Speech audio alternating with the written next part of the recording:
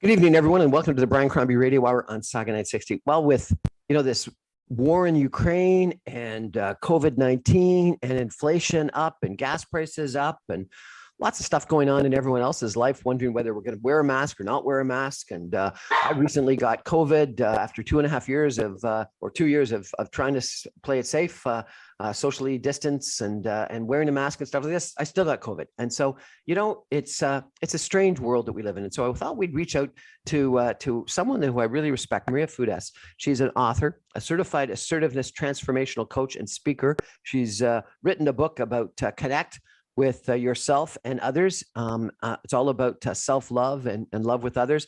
And she's really all about aligning with love and success. And I wanted to connect up with her to talk about how we sort of have a positive attitude with all this turmoil going on in the world. Maria, how are you today? Good. Thanks, Brian. Thanks for having me. It's always a pleasure. I always enjoy speaking with you. And thanks for the great introduction. Thank you. So tell me, how do you deal? What's your recommendation to people that are dealing with all this anxiety and angst and stuff going on? Yeah, the first thing I tell my clients and everybody that asks me, I try to kind of get into the psyche and see why all that is created. So one of the tools that I use is a great Einstein quote, and he says the most important decision you will make is whether you believe you live in a hostile universe or a friendly universe. A hostile universe or a friendly universe? Yeah, or a friendly universe. And that's a decision you got to make. He says decision. Really? A decision. Exactly. So he says it's a decision, right? So you either make a decision, and it's funny, when I ask the clients, usually they say, well, I know what you want me to say, but I think we live in a hostile universe because they're afraid to say it when they go really down inside. But it's an important decision. And then you have to kind of get the perspective to see the friendly universe, because we don't live in a hostile universe. For every one bad person or one Putin, we have how many humanitarian people helping? And that's the perspective you have to focus on in order to, what the main goal is with my program and in my book and just in general in life is all about achieving love and peace from the inside out. And that's it's amazing. I interviewed yesterday the mayor of a small town in Western Ukraine and his wife, who's from Mississauga, which is really interesting. And they were very happy and obviously, incredibly upset about the attack on Ukraine and what was happening to their countrymen. But they said, they've never had a more unified country, a more unified population, a more motivated, inspired population that wanted to help, and never had a better feeling of people coming together with empathy for others and love for others and help for others. And so that's that old line about, when stuff happens, bad stuff happens, people come together. Exactly. And that's exactly what you have to focus on. You have to focus on the new perspective instead of, and it's like, I'm going to go back to the decision because that's very important. People think, oh yeah, okay, we live in a friendly universe, but it's a decision. You have to actually say yes and believe it. Say, yeah, we have, and then force yourself. I use the word mesicize I came up with because everybody knows about exercise. We all exercise our bodies and we go to the gym and everybody's into that and all this new stuff. But no, everybody forgets to kind of go internally. And it made a word mesicize. The word mesa means inside, as per the word exercise, exo means outside in Greek. So mesicize means people forget to go internally and also mesicize, exercise your within, your subconscious, because people also forget that 90% of how we act and react is out of subconscious. It's only 10% that's conscious. So internalize, mesicize, go within and see why you're thinking, why you're afraid, why you're allowing fear to rule you instead of going back into your homeostasis, which is love and peace. And it's almost like a thermometer. You have to remember to bring yourself back into that love and peace in order to feel from the inside. So the way I say it is, as soon as you feel activated, and you're going to feel it because you're going to feel your sympathetic nervous system activated, and you're going to feel three things. You're going to feel either fight, flight, or freeze. And you're going to feel it in your head, your heart, your stomach, and you're going to feel either the butterflies or your heart pounding. And that's instantly a note. Your body is your authentic self. I call it your authentic self, but your authentic self through your body is giving you a signal that at this point, you're not acting through your authentic self. You're not in homeostasis. So you need to catch yourself instantly. Pause, take 3 deep breaths, and reflect, mesicize, and ask yourself, why is it that I'm activated right now? And then act and react. So that's Go ahead. I guess the key to your whole thesis, though, is that our homeostasis, which I presume means our level set, is love and peace. When I think a lot of people, their homeostasis is angst and anxiety, not love and peace.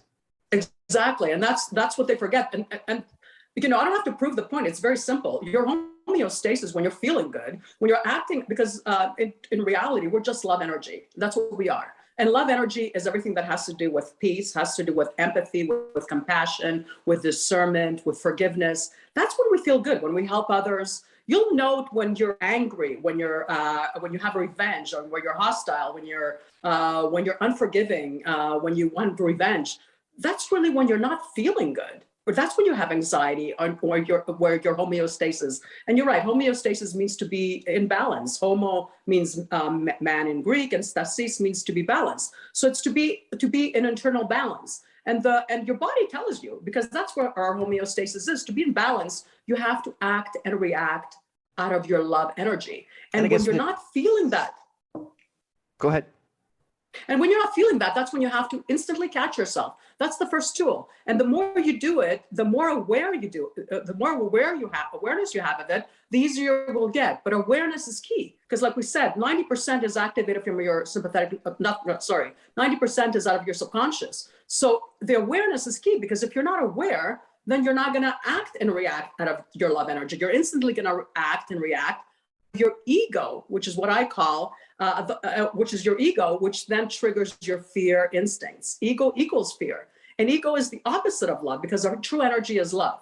That's what we truly are. That's what our energy is. We're all energetic beings. But the ego is our false self. It's our body, with and the ego comes in from all the, everything that we're taught, everything that we're seeing, everything that we see. So all the fears that are, whether it's the war, whether it's COVID, whether it's everything external, basically. So everything external is ego. And the ego is really a belief that you're alone. Ego in Greek means, which means one. So it's actually believing that you're alone and one in the universe, not recognizing that you're actually connected with everybody. We are one with everybody. So what happens is when you're acting out of ego, the fear is instantly triggered, because in reality, you're seeing yourself as this solitary person, instead of really connecting and recognizing that even if people are acting and reacting badly, you are still connected with them. So even though you can't control the way they act and react, you always have control of how you act and react in order to bring yourself back into homeostasis and to act and react through that love energy. And that's where you need to catch yourself instantly with awareness, because awareness is key. So I guess the two things that I've got from this so far are, number one, you believe that our normal state, our homeostasis, the place that we want to be is love and peace, when a lot of people, are constantly in a different kind of state. And number two, that you think that that's primarily based on a decision as to whether you want to live in a good universe or a bad universe. And you quoted Einstein in that regard. And so it's like your comment that I've heard you talk about before, that you can manifest your reality. So it's a decision that you have to make about whether this is a positive universe or a negative universe. And I guess the third thing is that crap will happen. And, clearly in this world today, a lot of crap is happening. And what you're saying is you got to catch yourself and be aware and get yourself back into that state. We're talking with Maria Fudas today, a certified assertiveness coach, just a wonderful young lady. We're going to take a break for some messages and come back more. And we're going to ask her how she ever got into this business and how does she actually believe what she talks, because it's such a positive attitude and positive energy. And I love chatting with Maria and learning all about what she believes. But how do I actually believe it? And how did she first come to believe it? Because, gosh, I wish I could be as positive and as has such a positive outlook on life as you do, Maria. We're going to take a break. Be back in 2 minutes. Stay with us, everybody.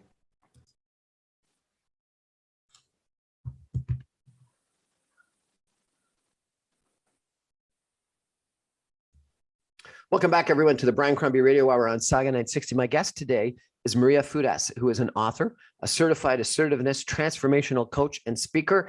And she's written a great book, and it's called Connect with Yourself and Others. Show us the book. It's right behind you there. Yeah, it's right behind me, and it's Connect with Yourself and Others. And it's really all about, it's about relationships, how to better your relationships. But what people will get a little surprised in, it's really all about mastery, self-mastery. It's really about mastering yourself, because once you connect with yourself and you you kind of bring yourself into homeostasis, what we're talking about, and in balance, then your connections, your other relationships will all align.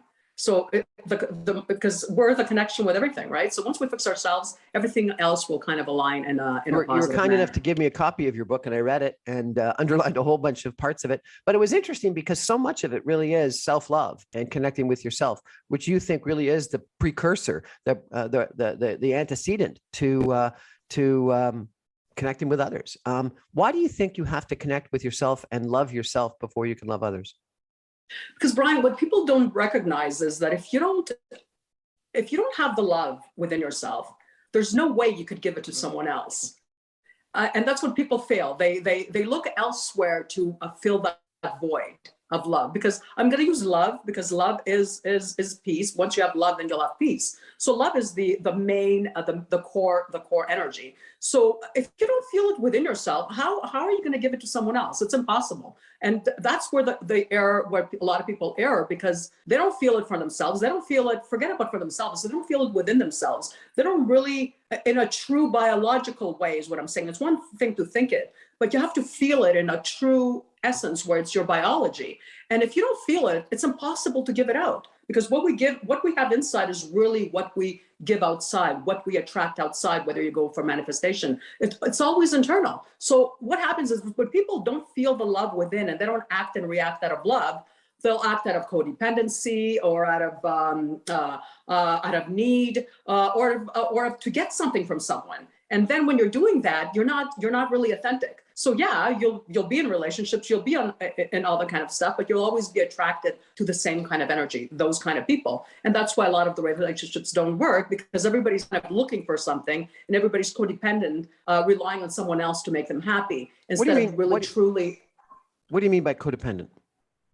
Codependent is exactly that, when people are relying on someone else to make them happy. So if I'm in a relationship, I'm looking for my husband or my boyfriend to make me happy. So if I'm not having a good day or I'm not really in a good mood, I'm waiting for him. So whether I'm waiting for him to buy me flowers or to say, Maria, you're beautiful, or come and take me out for dinner, or I become an endless pit where I can't make myself happy because I don't feel it within myself. So you're always relying, and it's subconsciously, right? It's not, people are not thinking of it logically. They're not thinking, oh, okay, I'm looking at somebody else to make me happy. It just happens in the way their relationships evolve and are. So but subconsciously, like we said, 90% of what we do is subconscious. Subconsciously, they're looking for, they're relying on the other person to make them happy. And that's impossible, because nobody can make you happy if you don't feel happy inside. Nobody can make you feel love if you don't feel the love inside. So to be successful, you have to feel full, basically. You have to have that homeostasis, have the love within, in order to be able to give it out to the other person authentically. Otherwise, it's not authentic. You're either looking for something or there's an agenda. And that's what happens with most people. Mind you, more and more people are getting awakened, more and more people are getting aware of this, and it's great, because hopefully this will become a better world. But like you said, the majority of people, a lot of people still act out of their ego, which means out of fear-based thoughts. So a lot of the fear-based thoughts, when it comes internally, could be that I'm not enough, I'm not worthy, or I don't have enough. And that afterwards comes outwards. Into these disempowering behaviors, which could be narcissistic, could be like we said, codependent, relying on someone else. It could be having the fear of abandonment, because you always want somebody there. People that are always in relationships, so they want someone there all the time because they don't feel they could be alone. So this comes from not being adequate within yourself. And if you're not adequate within yourself, you're always going to be looking for it somewhere else. And the way to change it is with awareness. That's what people don't recognize. With awareness, because you need. Yeah. Sorry, but go on. I apologize. Yeah, you need to activate that 10%, which is conscious, in order to change. Because everything else is 90% subconscious that we're acting and reacting. Okay, so let's break this down a bit, because like you're so smart and you just go so quickly with so many different concepts. Narcissism. I've heard this word like so much lately, and I don't remember hearing it before. Like, is this just a new thing that everyone's focused on narcissism recently? What tell me what narcissism is and where it's come from, and why is it something that, on social media, people are talking about their husband was narcissistic. Like every day I read something like that. Yeah. And it's important to recognize, first of all, that all disempowering behaviors come from subconscious, like I said. And that's where I want to talk a little bit afterwards, just to remember to use discernment and not judgment. And discernment means empathy and compassion instead of judgment, instead of judging, let's even a narcissistic person. So I'm not saying discernment doesn't mean you have to like them or condone them or hang out with them. It just means using discernment. And every single behavior that's disempowering, or that is, whether it's codependent, whether it's people cheating on their spouses, sometimes if that happens, or whether it's narcissistic or whatever disempowering behavior, and we all have them.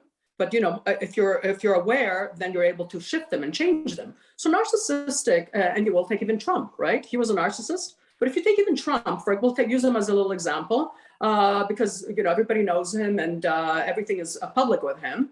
He had a lot of trauma in his life. So where I'm going to go with this, every single disempowering behavior comes from subconscious traumas that were created through childhood or even in adulthood, but it comes from anything that was created with emotion. So anything traumatic that was caused and with it, that caused emotion with you, then goes immediately into your subconscious and causes a limiting belief or personality. So you're saying that Trump is narcissistic because of some trauma that happened to him previously? And if you look at Trump, for example, I'm going to use him, and then everybody could look at it. And if they look at it, anybody that's narcissistic or whatever they are, they will find something in their past. So Trump, for example, we know he's had a lot of divorces, some of them were very public, especially his first wife.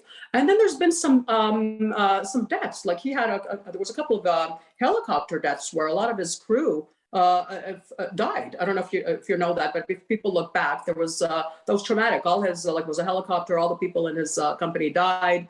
And there was 2 helicopter crashes. So if you look back, and that's traumatic. I mean, so that is traumatic. So what happens is then, because it goes in your subconscious, people have to, they get personalities in order to cope. So narcissism is more of a cope of control.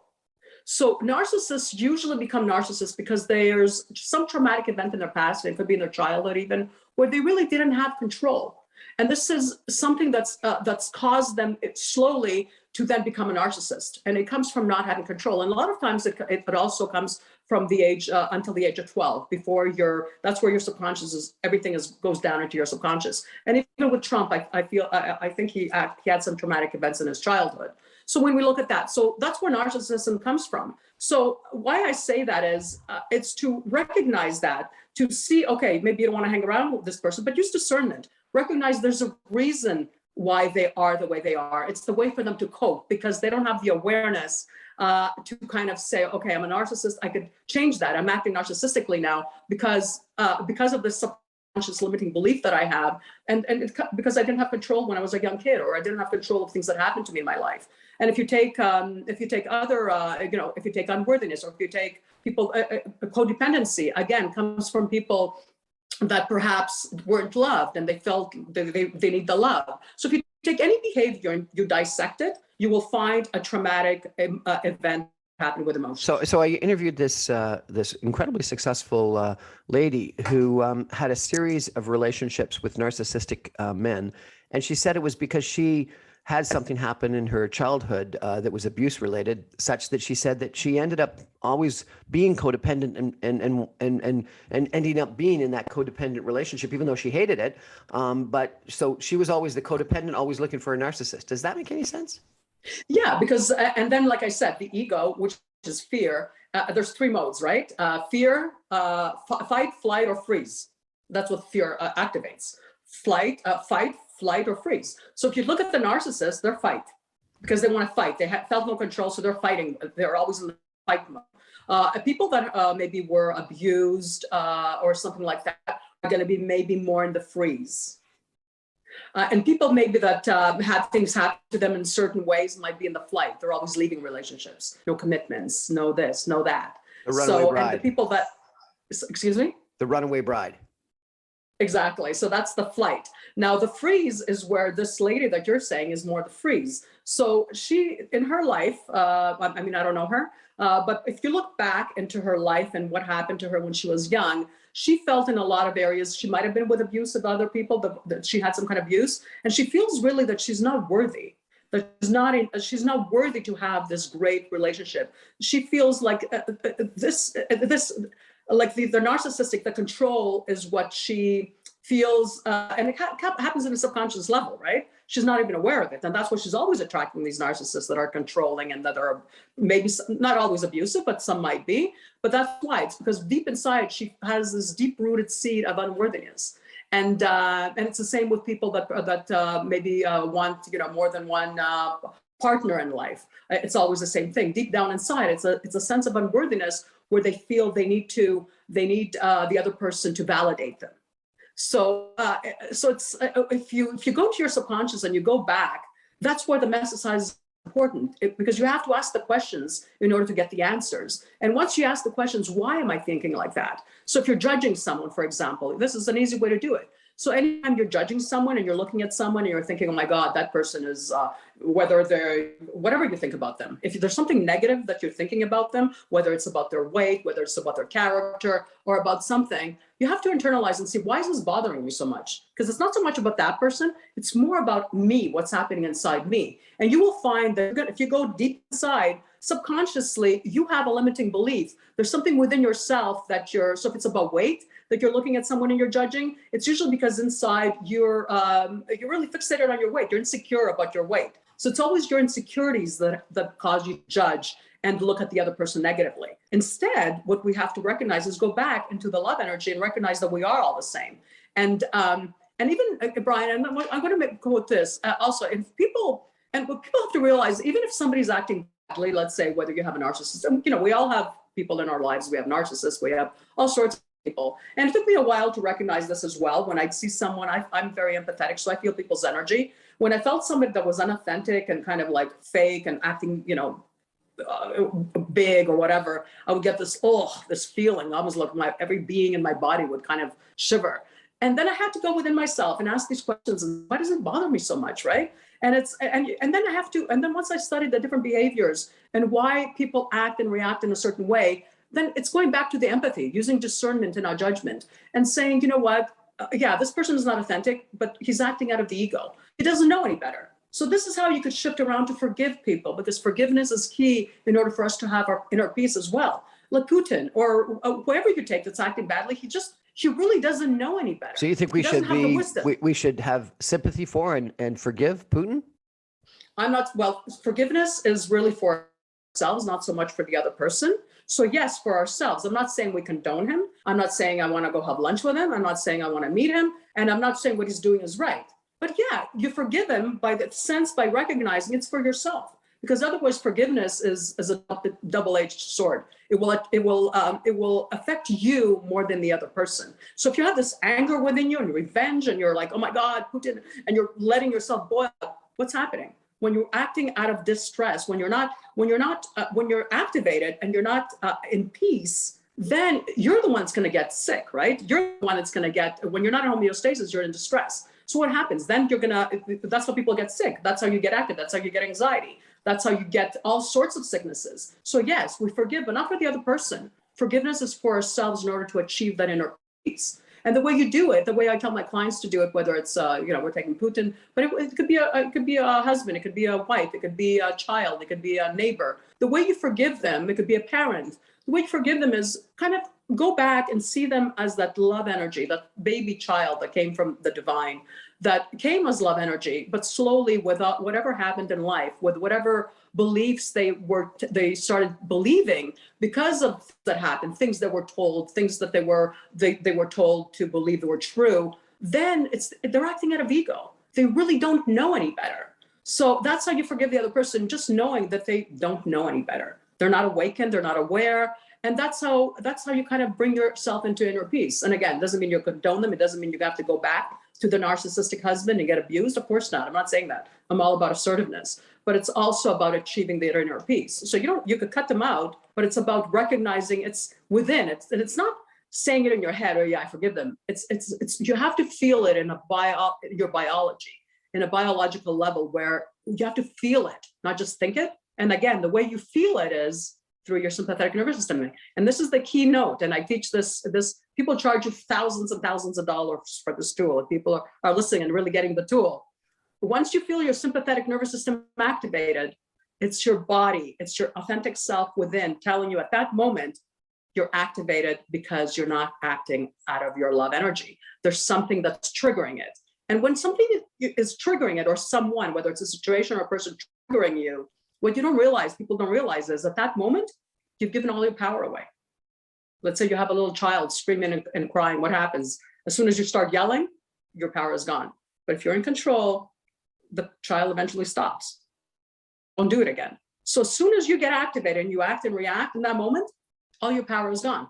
So the way you are powerful is actually by controlling your sympathetic nervous system and having the wisdom, the awareness to know that's what's happening. Go internally, figure out why you're activated. And then it's all about perception. Shift that perception, whether it's judgment, if it's judgment and assumptions, shift it, and then shift that perception. And that's all it takes. Shift the perception. Once you shift the perception and how you analyze it, how you message it, then everything changes. Then the way you feel change. So I'm not saying not to feel things. I'm not saying you have to be happy all the time. I'm not saying you're not going to yell at people and feel good all the time and tell the other person, call the other people out. So the key thing is you feel it, whatever it is, feel that anger, yell, do whatever you need to do, feel it.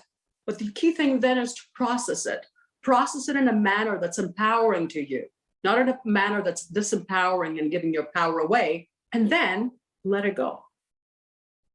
Let it go from within you. So whether it's forgiveness, whether it's using a different perception, if it's in the past, recognize that, okay, you could do better. So take the lessons from whatever traumatic thing happened to you. Take the lessons, learn from them, instead of allowing them to keep a hold onto your subconscious and act like an Achilles heel to you and pulling you back. Because that's what our subconscious does. That's what our fears do. And that's all ego-based. And what it does, it's like, when you take a car and you're driving, Brian, and you wanna go, and you have a brand new car, but it has a flat tire, right? You know where you want to go. You have this, you're all dressed up. You want to go to the party, but you have a flat tire. You can't go anywhere. And it's the same with relationships or whatever you're looking at. And that's how our subconscious acts. It acts like that a flat tire. You're ready. You want to do it, but your subconscious is acting, and you know you have this flat tire, but it's acting like an Achilles heel, always pulling you back to what the traumatic subconscious limiting belief is. We're chatting today with Maria Fudas about discernment rather than judgment, about having a positive attitude and believing that the universe is love and positive rather than negative. And she quotes Einstein, and that we've got to give ourselves messages to calm down, I guess calm down is not the right word, but to discern and to think through our natural triggers to things that happen to us, and not necessarily not get mad, but understand that it's a trigger that's gotten us mad, and that we can to process it and think it through. Fascinating conversation. We're going to take a break, and I'm going to ask Maria how she got into this. Stay with us, everybody. Back in 2 minutes.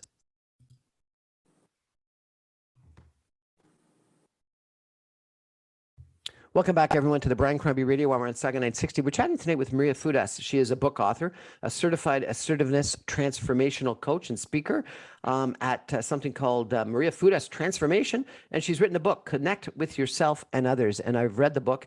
It's a great book. Maria, if people want to get the book, how do they do that? Where is it available? It's actually available everywhere, Amazon, Chapters, anywhere online. It's also available as an ebook, a Kindle, and everywhere as well. But also Apple is carrying it as an iBook.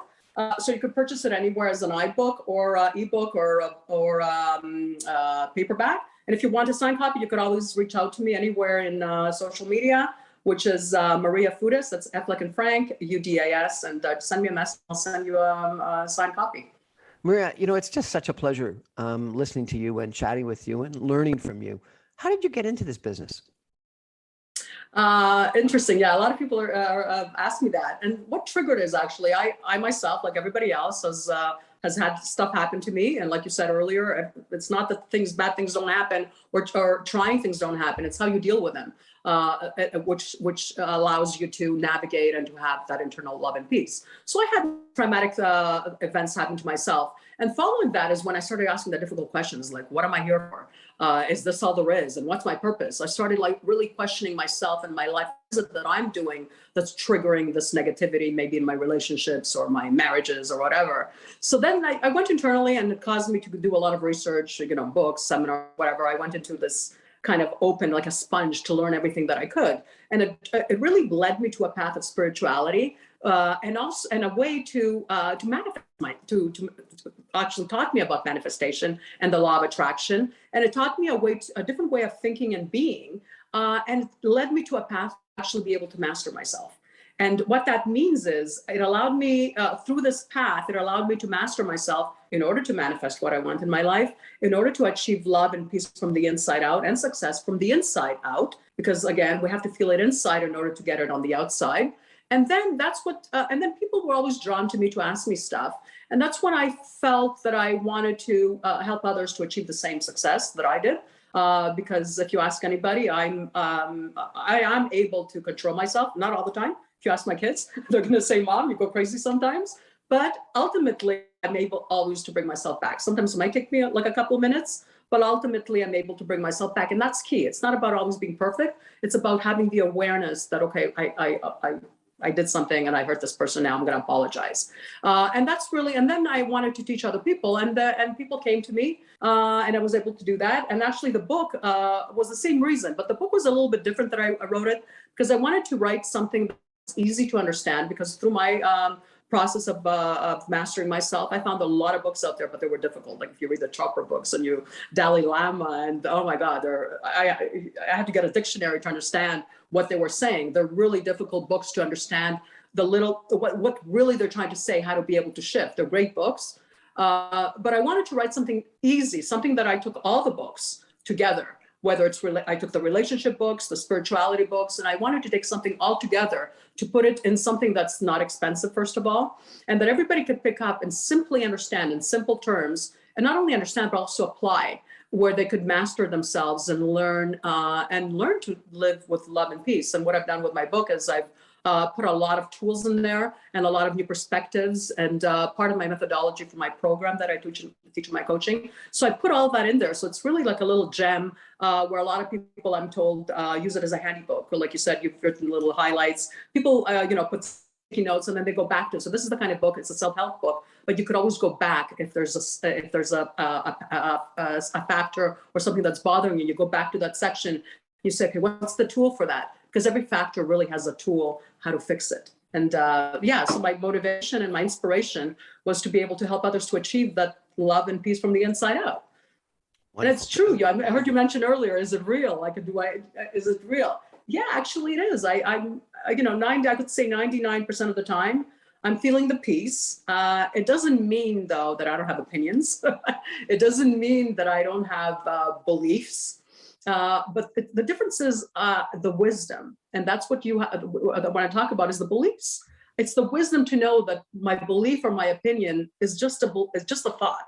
Yeah. That's the difference. So I could have a conversation with you. You could like a certain person. It could be politics, religion, and I could totally disagree. But I have the wisdom not to. It could be a heated argument, not an argument, a conversation. But afterwards, it's like, okay, nice, and I do that with my ex-husband all the time.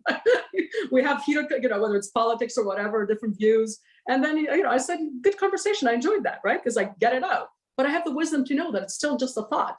What people mistake is that they believe that a belief is a fact. A belief, people, is not a fact. A belief is just a thought. It's something that's been told over and over and over again to you, that now you believe it to be true. Take it religion, take politics. You could have an argument to say if the sky is blue or if it's gray. People could get into arguments about anything. Religion, why can't everything be true? Why does it have to be Muslim or Christian? Why can't Jesus not have lived and Muhammad not have lived and Buddha? Why can't everything be true? Why do we have to be stuck in our beliefs that, if you're not Christian, you're going to hell? So that's where the wisdom comes in, to recognize that any belief you have is not a fact. Everything is a perception. And yet when it's a belief that you have, it's just and it's something you've been told, whether from your parents, from your school, everything. If you look back, everything, a belief that you have is something that you've been taught. It's such an amazing attitude you've got and philosophy. But again, where did this come from? So you're saying that some trauma happened. So you weren't like this originally, and then some trauma happened. You started reading a bunch of books, and all of a sudden you changed? Yeah. And it didn't happen overnight, right? I've got to say. And no, I wasn't like this. Actually, growing up, being younger, I would say more of a little people pleaser. I'm a child. I'm the baby of 7. I have 4 older brothers. So I was pretty much told what to do all the time. So, and I still don't like confrontation, to be honest with you, even though that's why I'm an assertiveness coach, because I had to learn these tools for myself. So everything that I teach, I had to learn for myself. Because I still don't like confrontation. I have to struggle to kind of I have the tools now to use at least, so it makes it easier for me. But it's really things that I had to learn, and that's why I teach them. I had to learn them for myself because I was more of a people pleaser, I would say, where I would just not honor my authentic self and just go with the other person, and just because the other people were stronger, more dominant. So that's why I learned this. But after the events that happened, I've been married twice. For people that don't know, it's not a secret. But my last marriage, I have twins. I have 21-year-old twins now, proud mom, and everything is great. But the second marriage, the ending of that, kind of left me wondering, like, what is it that I did? What could I have done differently in two marriages? Like, what am I doing? So was that the trauma? Was it the end of the marriage? Yes, was the that was the catalyst. My second marriage, the ending of the second marriage was the catalyst.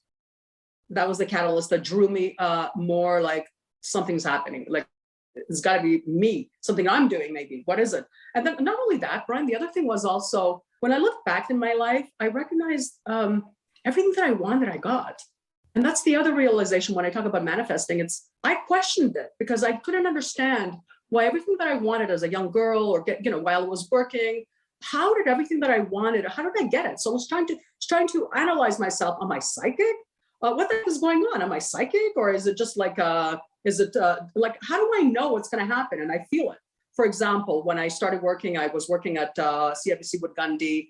I was fully licensed, stocks, bonds, mutual funds, all that stuff. I worked as a trader. And then I've gone through different ranks from Montreal to Toronto. When CIBC Investors Edge opened, I was one of the first people there that as a supervisor, working in both as a supervisor and client relations, because I speak French, but also trading.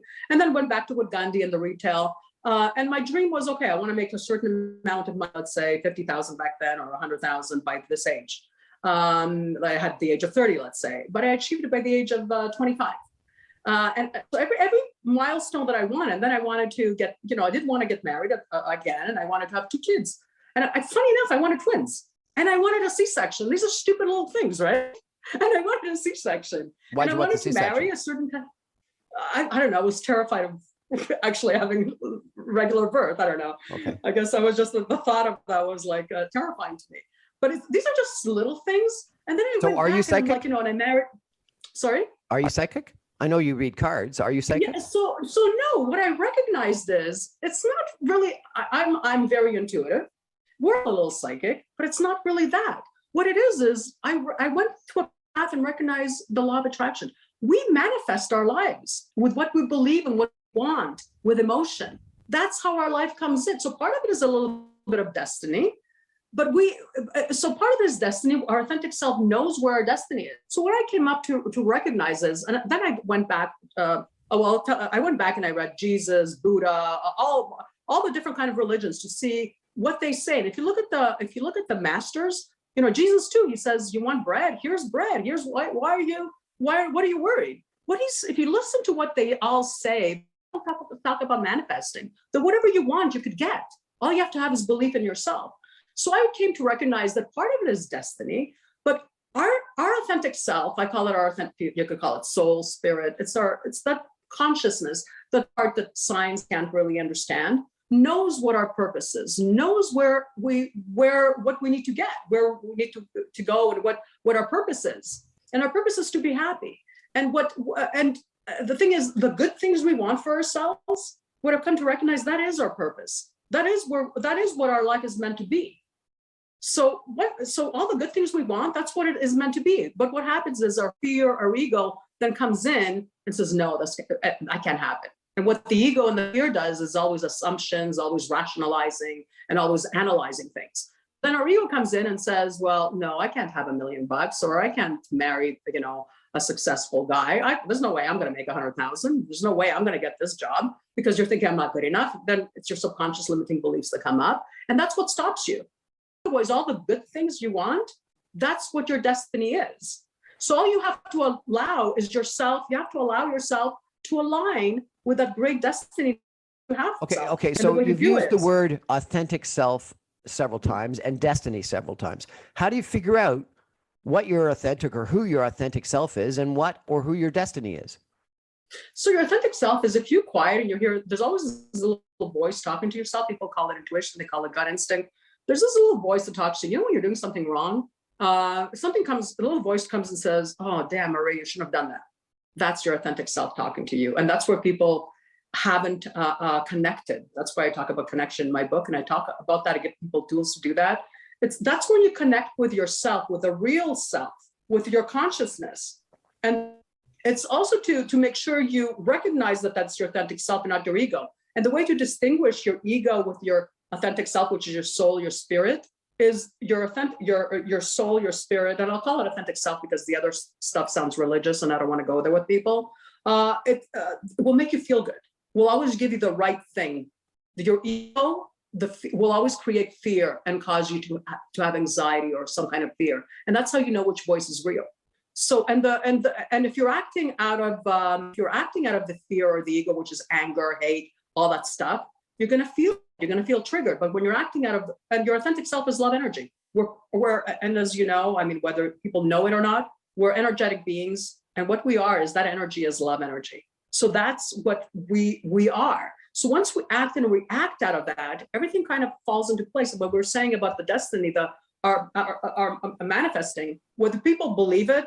People are saying, oh, there's no law of attraction. We don't attract. Everything just happens. And what happens is most people are just like they're in the car, and I'm going to use the car analogy again, and they're just in neutral. They're just going wherever life is taking them. But imagine when you could take your car, getting the steering wheel and say, I'm going to drive there. This is where I'm going to go. This is where I'm believe going. it without a doubt. And this is where I'm going. And it happens. And whether people know it or believe it, law of attraction, it's there. So whether you believe it or not, you're attracting every single moment. Everything is happening to you. The way you're acting and reacting. If you're judging other people, you have judgments. People are going to judge you. Those judgments are going to come into your life. So whatever you're doing any given time, that's already activated because the universe has laws. When we first chatted, I didn't really sort of accept what you were saying, but then I remembered I used to play football in high school, and this is going to sound like a silly analogy, but it spoke to me. My football coach always used to tell me that if you look at the tackler, you'll get tackled. If you look at the hole, you'll make it through. And so it's that manifestation. It's that you've got to be focused on what you want rather than the fear of what's going to happen. And then I ended up having a really interesting conversation with a race car driver, and he said the key is that you got to just turn your eyes off of looking at the sides, at the barriers, because if you for a second look at the barrier, bang, you're going to crash and hit the wall. So you've got to only look at where you're going, not at what you're fearful for. We're chatting tonight with Maria Fudas. She's a transformational coach. We're having a fascinating, at least I am, having a fascinating conversation. We're going to take a final break, 2 minutes. We're going to be back. And I'm going to ask Maria for some concluding comments about how we sort of get through all this angst in the world today. Stay with us, everybody.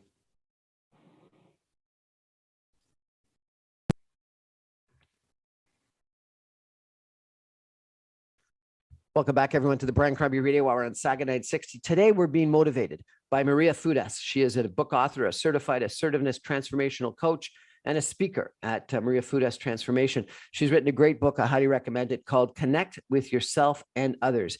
And it really talks about how before you can really love other people, you've got to have this self-awareness and love for yourself and connect with yourself. I've read the book. It's a great book. Maria's joined me, I think, twice before. And you know, Maria, a lot of us are going through a tough time. You know, it's interesting that, you know, what was the person who said it's our you know, our whatever, to live in interesting times. We have been living in really interesting times the last 2 years with you know, COVID-19, a once in 100-year pandemic. And then, you know, who knew we were going to have, you know, if it's not World War III, it's damn close to World War III, and the biggest refugee crisis in history. We got climate change, we got inflation, we got gas prices that are up, we got supply chain disruptions, we've got interest rates that look they're going up, we got people telling us either we can't afford their homes and or we're going to have a housing crash. Like, it just seems like there's a whole bunch of stuff going on in the world today. How do you get through it all? What's your guidance to people on how to handle it all? Yeah, what I tell people, Brian, is to try to focus on what they can control and not what they can't control. Because many people, whether it's conspiracy theories, I have people, whether it's mandates and conspiracy theories, whether it's the war or pandemic, try to focus on what you control and not what you can't control. and control your own space. Like, do what you love. Love the people around you. Surround yourself with good people. Do things you love with love and forgiveness, and don't focus so much on stuff you can't control. And whether it's the war, just do something you can control. Maybe give $45 or $5 to the humanitarian aid. Whether it's COVID, do what you need to do, not to be in fear. A lot of people that I have, some clients that are not vaccinated, they have all this stuff, so they have anxiety there. I say, well, if you don't want to get the vaccine, that's fine. That's your choice. But then forget about focusing on all the stuff you can't control. Bring yourself back and focus on what you can control. You can't go on a plane. Well, you can go within Canada, get on a car and go somewhere. So instead of having anxiety and focusing on all the stuff you can't control, focus on something you can control, because there's so much we can control to bring you love and peace and fun, to have a good life. Because everything else is just going to cause you fear, anxiety, and for no reason, because there's nothing you can do about it anyways. If someone wants to figure out who their authentic self is and what their destiny is, you talked about listening to that little gut feel, that little voice, but is there a way that you can, like, do you do meditation? Do you go for a long walk? What do you do to figure out what your destiny is? Yeah. So for me now, it's automatic. That little voice is part of me, and it's part of me forever. And I'm a clairaudient, so I hear it. That's how I do card readings as well, as for anybody that's interested. So I always hear it, like I'm always conscious of it. But the way you practice it, yes, meditation is a way to do it. But it's very simple. Just pause, catch yourself. Like I said earlier, if you're activated, catch yourself, pause. So which means pause, then take 3 deep breaths inside. You can meditate for 5-10 minutes if you want. That's how you meditate, is by breath, in through your nose, out through your mouth, and just kind of getting rid of the noise around you. And that's when you're going to hear the little voice. But it doesn't have to be, like, personally, I don't meditate for 15-20 minutes. I can't, I just do it instantly. And then you're going to hear the little voice, the instant voice. It's going to tell you what the answer is, and you're going to hear it. And if it's your heart that's activated, say, Maria, why are you activated? But you've got to clear your mind where it's not, the outside noise is not there. Just clear it. And you're going to hear your heart tell you, Maria, I'm activated right now because I'm nervous or something's going on. And then just take it. Go ahead. Will you read a card to end the show? Yes. Do you want to do the forgiveness poem, or we don't have a chance for that? I don't think we do. So maybe a card to tell us what we're all faced with. Okay. So what we're going to do is we're going to pull one angel card out, which is going to give us just a universal message of what the angels have is telling us right now. So I'm going to pull one that's kind of popped up. Okay, so let me just put my glasses on. And it says, you have a gift for working with young people. Oh, wow, okay. And your divine purpose involves helping, teaching, or parenting children. So this, I know, might sound people that might think, oh, what's the message here? But what the angels are trying to tell you here is that we're all capable to work with other people, whether it's children. And the way the angels see the universe sees children is we're all children. So we all have a way to act out of our homeostasis, out of our love action, out of our love emotion, out of that nature. So what the angels' universal message is, we all have the gift to act out of that, our true nature, which is love, which is, so that love core energy comes compassion, using discernment and empathy, forgiveness. So we all have that power to relay that and to act and react that to the other children, which means the other beings, or brothers or sisters or neighbors. We all have that. So the message here is to act out of our love nature and everything we do. Maria Fudas, thank you so much for sharing your journey and your destiny, your authentic self with us. We really appreciate it. It's amazing how so much of what you talk about resonates. And while I'm nowhere close to your positive attitude, a lot of what you say is things that I hope to achieve.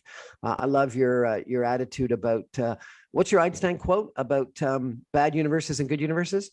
Yeah, the most important decision you will make in your life is whether you believe you live in a hostile universe or a friendly universe. So make that decision. Hostile universe or a friendly universe. And so I think that decision is so critically important. I love your comment about that you've got to give yourself messages on a regular basis, that you got to catch yourself when you feel the flight, fight, freeze triggers happening, and think through how you actually really want to respond. I love the idea of manifesting your future, taking time to figure out what your authentic self is and what your destiny is. and this positive attitude that you've got toward yourself, others, and the world. And so thank you so much for sharing with us. I've read Maria's book, Connect with Yourself and Others. I highly recommend it if you get a chance to pick it up. Maria Fudas, thanks so much for joining us. Thanks, Brian. It's always a pleasure talking with you. That's our show for tonight. I'm on every Monday through Friday at 6 o'clock on 960 AM. You can stream me online at www.saga960am.ca. You can catch all my podcasts and videocasts after the fact on my YouTube channel, on Facebook, on Instagram, on LinkedIn, and on Apple, Audible, and Speakeasy Podcasts, and SoundCloud too. Thanks for joining us. Good night, everybody.